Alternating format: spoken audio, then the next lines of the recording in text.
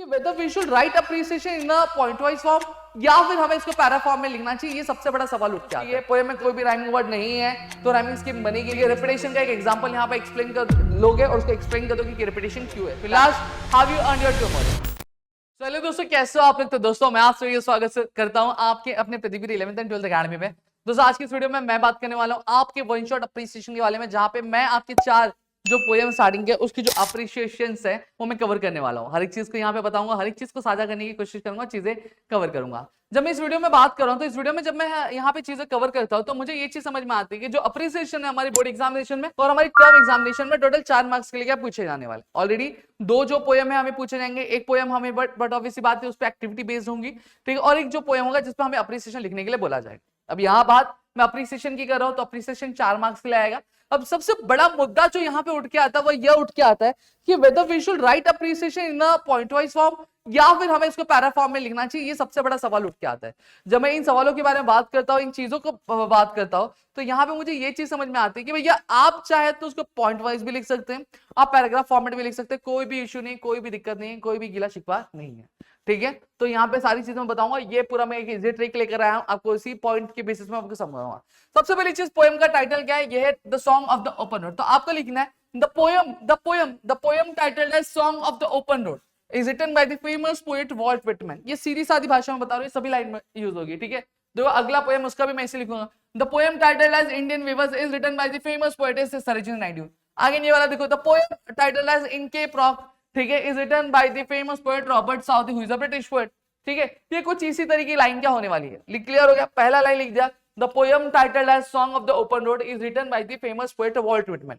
फिर उसके बाद क्या बोला है? The poem is extracted from leaves of groves. क्या लिखा है? The poem song of the open road is extracted from leaves of grass। ये लिख दिया। फिर उसके बाद the theme of the poem talks about the freedom and living without getting stuck in boring routines। यहाँ पे पोएम किस चीज के बारे में बात कर रहा है? पोएम हमें फ्रीडम के बारे में बता रहे हैं, ठीक है, कि कैसे हम क्या कर सकते हैं, हम अपनी जिंदगी जो है आजादी से जी सकते हैं बिना अपनी जो बोरिंग रूटीन से क्या चिपके हुए, बिना उस बोरिंग रूटीन में क्या अटके हुए। The open road is a symbol of opportunities and new experiences in the life।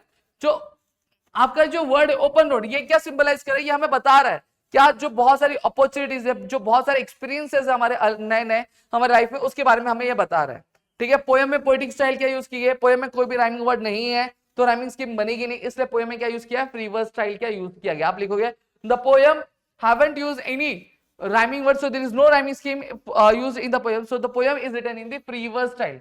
कौन से स्टाइल में लिखा है? Free verse style. फिर फिगर ऑफ स्पीच का क्या लिखा है? अब फिगर ऑफ स्पीच क्या करता है? पोएम को ब्यूटीफाई करता है, पोएम को सुंदर बनाता है। आप लिखोगे the poet has used many figure of speech to beautify the poem such as alliteration, antithesis, consonance, inversion, paradox, repetition, ठीक है। अब फॉर एन एग्जांपल, इसमें से आपको किसी एक का एग्जांपल पोएम में पता हो तो आप क्या लिखोगे? The poet has used many figure of speech used in the poem to beautify the poem such as alliteration, antithesis, consonance, inversion, paradox. और फॉर एग्जांपल आपको रिपीटेशन का मतलब पता हो तो आप क्या लिखोगे? आप लिखोगे but the main figure of speech which stands out in the poem is repetition, और जो भी एग्जांपल होगा वो एग्जांपल लिखोगे और वो रिपीटेशन क्यों है उसको एक्सप्लेन कर दो, दैट्स इट। फिर important message, the poem encourages us to take control of our lives, embrace freedom and explore the endless opportunities the world offers, ठीक है। मेरा opinion, I like the poem, मेरा ओपिनियन क्या, वो opinion vary कर सकता है। I like the poem for its timeless appeal, it inspires me to step out, embrace freedom and leave my worries behind. यहाँ पे यही बोला है कि मुझे पोएम बहुत ज्यादा अच्छी लगी, ठीक है, कि उसकी टाइमलेस अपील के ये मुझे क्या इंस्पायर करते हैं कि मैं बाहर निकलूं, ठीक है, फ्रीडम एंजॉय करूं और मेरी जितनी भी चिंता है, जितने भी वरीज हो, उन सभी को मैं पीछे छोड़ दूं। एक बार स्टार्टिंग से बता दूं, देखो कैसे। द पोएम टाइटल है song of the open road is written by the famous poet Walt Whitman. The poem is extracted from the leaves of grass. Clear हो गया? The poem talks about, the theme of the poem is that the poem talks about the freedom and living life without stucking in boring routines. The open road is a symbol of opportunities and new experiences in the life। फिर इसके बाद the poet has used free verse style to beautify the poem। फिर उसके बाद the poet has used many figure of speech to beautify the poem such as alliteration, antithesis, consonance, inversion, paradox। और अगर इसमें से किसी का एक एग्जांपल पता हो, जैसे रेपिटेशन का फॉर एग्जांपल पता है तो आप बोलोगे but the main figure of speech which stands out in the poem is repetition, ठीक है। रेपिटेशन का एक एग्जांपल यहाँ पे एक्सप्लेन कर लोगे और उसको एक्सप्लेन कर दोगे कि रेपिटेशन क्यों है, दैट्स इट। फिर इसके बाद the important message which poem gives us that to take the control of our lives, embrace freedom and explore the endless opportunities to the world offers। फिर उसके बाद आई like the poem first time is appeal वगैरह वगैरह, जो चीजें आपको अच्छी लगी वो चीज आपको लिख देनी। फिर अगले पोएम का हम देखते हैं क्या बोला इंडियन वीवर्स, अगेन ऐसे करेंगे।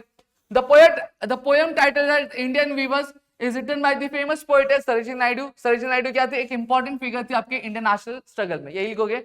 The poem title as Indian weavers is written by the famous poet Sarojini Naidu who was an important figure in the India's freedom struggle. Done. फिर उसके बाद अब क्या पोएम क्या दे रहा है, एक हमें ग्लिम्स दे रहा है कि जो इंडिया का जो फेमस हैंडलूम था, हैंडलूम के जो क्राफ्ट्समैन थे उसके बारे में बता रहा है। तो यहाँ पे लिखोगे the poem gives us the glimpse of the work of the India's famous handloom craftsman. Done हो गया, उससे ज्यादा नहीं।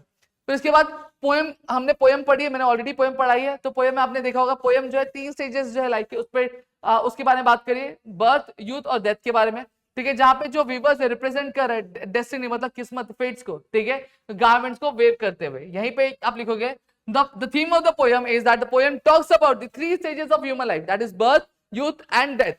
The weavers represent the destiny of fates। जो वीवर है वो क्या कर रहा है, रिप्रेजेंट कर रहा है किसको, डेस्टिनी और फेट को, ठीक है। क्या बुन के, गारमेंट्स क्या बुन के, ठीक है। फिर उसके बाद पोएटिक स्टाइल। अब पोएम में क्या हुआ है, पोएम में ये हुआ है कि द पोएम हैज 3 क्वार्टर्स। क्या पोएम में कितने क्वार्टर्स है, 3 क्वार्टर्स है, एक सिंपल राइमिंग स्कीम के साथ। देखो A A B B C C D D E E F F, समझ में आ गया। हर एक जो स्टांजा वो किससे स्टार्ट होता है, क्वेश्चन से स्टार्ट होता है, जिससे एक रीडर का जो अटेंशन है वो क्या होता है, वो ग्रैब हो रहा है। फिर फिगर ऑफ स्पीच यही लिखोगे, the poet has used many figure of speech in the poem to beautify the poem is alliteration, simile, interrogation, symbolism. अगर इनमें से आपको किसी का भी एक एग्जांपल पता हो तो आप लिखोगे the poet has used many figure of speech to beautify the poem such as alliteration, simile, interrogation, but the main figure of speech which stands out in the poem is symbolism. उसका example लिखोगे और plus उसको explain कर दोगे कि symbolism क्यों है। फिर इंपॉर्टेंट मैसेज क्या है, important message they the poem shows that life is like a cloth, has stages, birth, youth और death that must be embraced with the purpose and meaning। यहाँ पे ये बोला गया है कि हमारे जो पोएट है वो हमें बता रहे कि जो लाइफ है वो कैसे क्लोज की, उसकी 3 स्टेजेस है, बर्थ, यूथ और डेथ, और उसको हमें क्या एक पर्पस के साथ और एक मकसद के साथ हमें क्या करना चाहिए, उसको एम्ब्रेस करना चाहिए। फिर पोएम आपको अच्छी लगी कि नहीं लगी, ये आप अपने मर्जी से लिख सकते हो, रीड कर सकते हो। फिर इनके prop again the poem titled as the Incape Rock is a ballad, ठीक है, या फिर आप लिखो the poem titled as Incape Rock is written by the famous poet Robert South है, ठीक है, who was a British poet, ठीक है, and it is a ballad। Clear हो गया। फिर उसके बाद the theme, जो पोएट है वो फोकस किस पे कर रहा है, फोकस इस आइडिया पे कर रहा है कि अगर जो किसी का भी बुरा चाहेगा तो इवेंचुअली उसके साथ भी क्या होने वाला, बुरा ही होने वाला है, ठीक है, जैसा करोगे वैसा ही भरोगे। तो यही चीज बोली है, जो poem focuses on the idea that those who do bad things, मतलब जो भी बुरा काम करते हैं will eventually उनको भी क्या होगी, बुराई क्या महसूस होगी, ठीक है। It reflects the theme of what goes around comes around, ठीक है, और justice and the justice of fate, ठीक है। फिर पोएटिक स्टाइल क्या है, जो पोएम में क्या है, बलाड है, ठीक है। हर एक स्टांजा में कितनी लाइनें, 4 लाइनें हैं, ठीक है। राइमिंग स्कीम क्या, A A B B rhyming scheme है। ये हमें क्या बता रहे हैं, एक स्टोरी बता रहे हैं, कौन से फॉर्म, एक नरेटिव स्टाइल में, और सिंपल और क्लियर लैंग्वेज का यूज कर रहे हैं। फिगर ऑफ स्पीच के आगे लिखोगे, the poet has used many figure of speech to beautify the poem such as alliteration, simile, metaphor, onomatopoeia, personification, repetition, antithesis.